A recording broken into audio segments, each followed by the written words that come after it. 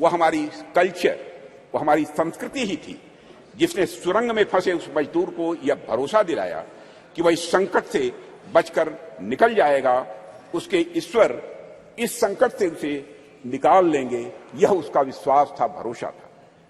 अध्यक्ष महोदय, हमारी आस्था, हमारी संस्कृति इंक्लूसिव नेचर की है, समावेशी या स्वभाव की है।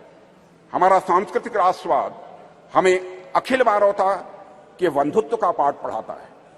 हम सबने देखा कि जियो पॉलिटिकल दृष्टि से काफी कठिन जो वैश्विक परिस्थितियों के बावजूद हम G20 समिट का हमारे प्रधानमंत्री नरेंद्र मोदी जी के नेतृत्व में हम सफल आयोजन कर सके एवं न्यू दिल्ली डिक्लेरेशन पर भी हम कंसेंसस जुटाने में पूरी तरह से कामयाब रहे। अध्यक्ष महोदय, इसके पीछे हमारे प्रधानमंत्री द्वारा हमारी प्राचीन ज्ञान परंपरा से दिया गया संदेश है, जिसमें पूरी मानवता को एक सूत्र में बांध दिया है। प्रधानमंत्री जी ने ही कहा था, one world, one family, one future. Bharat का यही विश्वास, भारत का यही बंधुत्व का भाव प्रधानमंत्री जी ने G20 की सफलता पर भी मुखरित किया, जब उन्होंने यह कहा था कि यह केवल भारत की सफलता नहीं है बल्कि पूरे विश्व की यह सफलता है। अध्यक्ष महोदय, विज्ञान तो वैल्यू न्यूट्रल होता है। ये वैल्यू न्यूट्रल क्या है, मैं आगे इसको विस्तार में बताने की कोशिश करूंगा। चंद्रयान जैसे अंतरिक्ष यान हो, या परमाणु के भीतर छिपी शक्ति हो, या फिर DNA एडिटिंग की टेक्नोलॉजी हो, विज्ञान हमेशा यह मूल्य निरपेक्ष होता है, यानी वैल्यू न्यूट्रल होता है।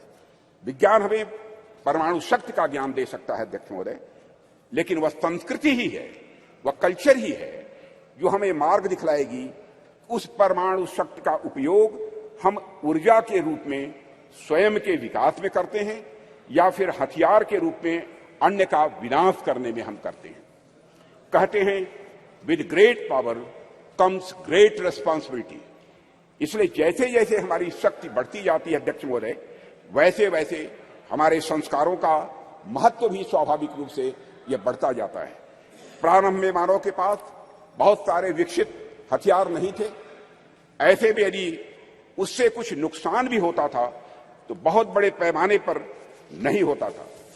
पर अध्यक्ष महोदय, आज जब मानव के पास परमाणु शक्ति आ गई है और मानव ने चंद्रमा तक पहुंचने के भी रास्ते खोज लिए हैं, तब ऐसी शक्तियों का दुरुपयोग भी उसी पैमाने पर संभव है। इस संभावना को भी नकारा नहीं जा सकता है। इसे मैं एक उदाहरण के माध्यम से इस सदन के समक्ष रखना चाहूंगा। अध्यक्ष महोदय, जब मैं जर्मन फिलॉसफर नीत्शे ने गॉड इज डेड कहकर अपने महामानव को सामाजिक नैतिकता से मुक्त किया, तो उसका नतीजा जर्मनी में नाजीवाद के कहर के रूप में प्रकट हुआ था। जर्मनी में हुए नरसंहार में मानवता को खत्म करने के लिए जो ऑपरेटर्स, जो उपकरण प्रयोग में लाए गए थे, जिन हथियारों या फिर जिन केमिकल्स का प्रयोग हुआ था, निश्चित रूप से वे सभी विज्ञान की ही देन थे अध्यक्ष महोदय। लेकिन नैतिकता और मानवीयता के गुणों के अभाव में उन सभी वैज्ञानिक खोजों का किस प्रकार दुरुपयोग हुआ, इसे हम सभी अच्छी तरह जानते हैं। सेकेंड वर्ल्ड वॉर में हिरोशिमा और नागासाकी पर जो बम गिराए गए थे, वह निश्चित ही विज्ञान की ही देन थे अध्यक्ष महोदय। वह विज्ञान की शक्ति के प्रतिनिधि थे, पर अभाव था तो धार्मिक शक्ति और नैतिक शक्ति का अभाव था। अगर उनके भीतर धार्मिक और नैतिक शक्तियां यह प्रबल होती तो इतिहास को इस काले कृत्य से बचाया जा सकता था अध्यक्ष महोदय। इसलिए विज्ञान कितनी भी प्रगति कर ले अध्यक्ष महोदय, विज्ञान चाहे कितनी भी प्रगति कर ले, वह संस्कृति और संस्कारों के बिना सदैव अधूरा रहेगा, ऐसी हमारी मान्यता है। अध्यक्ष महोदय, जैसा कि मार्टिन लूथर किंग ने कहा है कि science gives man knowledge which is power, religion gives man wisdom which is control. अध्यक्ष महोदय, एक बात पर मैं समझता हूं कि ध्यान देने की हम सभी को जरूरत है कि जिस टेक्नोलॉजी का इस्तेमाल वैज्ञानिक किसी यान को चांद या मंगल पर भेजने के लिए करते हैं, कमोबेश उसी टेक्नोलॉजी का इस्तेमाल मिसाइल में भी काफी हद तक किया जाता है। पहला उपयोग मानवता के विकास में होता है अध्यक्ष महोदय, जबकि दूसरा उपयोग मानवता के विनाश में होता है। पर अपना अपना सबका इंटरेस्ट है, सबकी अपनी अपनी रुचि है कि कुछ राष्ट्रों का ध्यान पहले वाले उपयोग पर अधिक होता है और कुछ राष्ट्रों का ध्यान दूसरे वाले उपयोग पर अधिक होता है। अध्यक्ष महोदय, कई बार कुछ लोगों का यह भी आरोप रहता है, अब देश में ऑलरेडी जमीनी विकास के इतने कार्य करने के लिए पड़े हैं जिसमें रिसोर्सेज की जरूरत होती है, संसाधनों की जरूरत होती है, तो ऐसे में चंद्रयान जैसे मिशन भेजने की क्या आवश्यकता है। अध्यक्ष महोदय, इन प्रश्नों का भी जवाब मैं आपकी अनुमति से इस सदन के समक्ष रखना चाहूंगा। जब हम इस प्रकार के मिशन भेजते हैं या फिर हम किसी प्रकार की वैज्ञानिक प्रगति हम करते हैं तो इसका जमीनी विकास से किसी भी प्रकार का विरोधाभास नहीं होता है। हम यदि स्पेस रिलेटेड कोई भी मिशन भेजते हैं तो बाहरी तौर पर दिखने में सिर्फ स्पेस से रिलेटेड यह लग सकता है हम सबको, लेकिन वास्तव में उसका प्रभाव आम जनमानस पर भी पड़ता है। इस सच्चाई को भी नकारा नहीं जा सकता है। अध्यक्ष महोदय, हमारे यह स्पेस प्रोग्राम्स भारत का तो नाम रोशन करते ही हैं, लेकिन साथ ही साथ इन मिशन का जो बहुआयामी उपयोग होता है उसका प्रभाव आम जनता के ऊपर भी बहुत ज्यादा पड़ता है। स्पेस मिशन हमें अनेक प्रकार से सहायता प्रदान करते हैं, जैसे यदि हम इसके माध्यम से रेनफॉल पैटर्न यानी वर्षा होने का जो पैटर्न है इसका बेहतर प्रेडिक्शन यदि कर रहे हैं तो हमारे किसान बंधु बांधवों के लिए फायदेमंद हो रहा है। यदि हम इसके माध्यम से चक्रवात साइक्लोन को यदि हम प्रेडिक्ट करते हैं तो हमारे कोस्टल एरियाज में रह रहे लोगों के लिए भी अध्यक्ष महोदय यह लाभदायक होगा। इस प्रकार के प्रेडिक्शंस हमारे मछुआरों के लिए लाभदायक सिद्ध होंगे। यह तो मैंने एक दो उदाहरण केवल दिए हैं अध्यक्ष महोदय।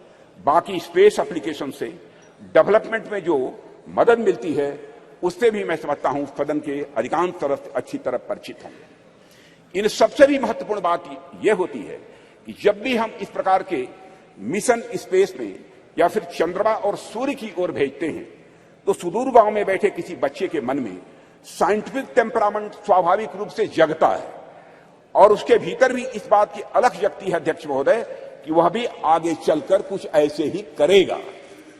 उसके अंदर यह प्रेरणा आती है कि एक दिन वह भी वैज्ञानिक बनकर भारत का नाम दुनिया में रोशन करेगा, और यही कुछ करने की तमन्ना ही अध्यक्ष महोदय राष्ट्र को स्वाभाविक रूप से आगे ले जाने का काम करती है। चंद्रयान 3 की सफलता से कितने रामानुजन, कितने भाभा या साराभाई अपने लक्ष्य की ओर आगे बढ़े होंगे यह हमें आज नहीं कुछ वर्षों के बाद यह पता लगेगा। अध्यक्ष महोदय, हमारे प्रधानमंत्री मोदी जी के नेतृत्व में हम संस्कृति और विज्ञान दोनों को समान रूप से महत्व देते हुए आगे बढ़ रहे हैं, और ऐसा बिल्कुल भी नहीं है, ऐसा बिल्कुल भी नहीं है कि यदि हम एक को महत्व दे रहे हैं तो दूसरे का महत्व कम हो जाएगा। यह कोई जीरो सम गेम नहीं हुआ करता है अध्यक्ष महोदय। अध्यक्ष महोदय, हमारे ऋषियों मनीषियों ने वर्षों पहले विज्ञान को न केवल धर्म के साथ जोड़ा बल्कि लोगों को इसके व्यवहारिक ज्ञान के बारे में भी बतलाया है। उनका मानना था यदि विज्ञान को सुव्यवस्थित ढंग से संवार कर मनुष्य के वेलफेयर के लिए, उनके कल्याण के लिए लगाया जाए तो स्वाभाविक रूप से वह अपने आप धर्म बन जाता है। यही वजह है कि हमारे वेद, उपनिषद, दर्शन आदि जितने भी धर्म ग्रंथ हैं उनमें विज्ञान स्वाभाविक रूप से यह पिरोया हुआ हम पाते हैं। उदाहरण के तौर पर वैदिक रिचुअल्स में, 16 सूत्रों में ज्योमेट्री का सिद्धांत ये निहित पाए जाते हैं। जैसे मैं बतलाना चाहूंगा इस सदन को अध्यक्ष महोदय, जैसे हवन कुंड हम बनाते हैं तो वह भी हमारे प्राचीन ज्योमेट्रिक कंसेप्ट पर ही आधारित होता है। यह बिल्कुल हमारी जनता के मन में, उनकी सोच में यह पूरी तरह से रचा बसा है, और यही कारण है कि बड़े बड़े वैज्ञानिक भी सांस्कृतिक विरासत की महत्ता को अच्छी तरह स्वीकार करते हैं। अध्यक्ष महोदय, अभी चंद्रयान 3 की सफलता के नायक डॉक्टर यश सोमनाथ, जिनका पूरे सदन ने अभिनंदन किया, उनके साथ सारे वैज्ञानिकों का अभिनंदन किया। डॉक्टर यश सोमनाथ जी ने भी इस बात की ओर इशारा किया था कि वेदों में कई सारी वैज्ञानिक पृष्ठभूमि वाली बातें कही गई हैं। भारत के प्रसिद्ध गणितज्ञ श्रीनिवास रामानुजन का तो संस्कृत के प्रति इतना गहरा विश्वास था कि वे अपने गणित के क्षेत्र में किए गए किसी भी कार्य को स्पिरिचुअलिज्म, अध्यात्म का ही वह अंग मानते थे। और अध्यक्ष महोदय, इसीलिए जो लोग यह कहते हैं कि हमें अपनी संस्कृति से विरक्त होकर विज्ञान को अपनाना चाहिए, दरअसल उन लोगों का यह समझना पड़ेगा उन्हें कि संस्कृत और विज्ञान एक दूसरे के विरोधी नहीं है, बल्कि संस्कृत और विज्ञान एक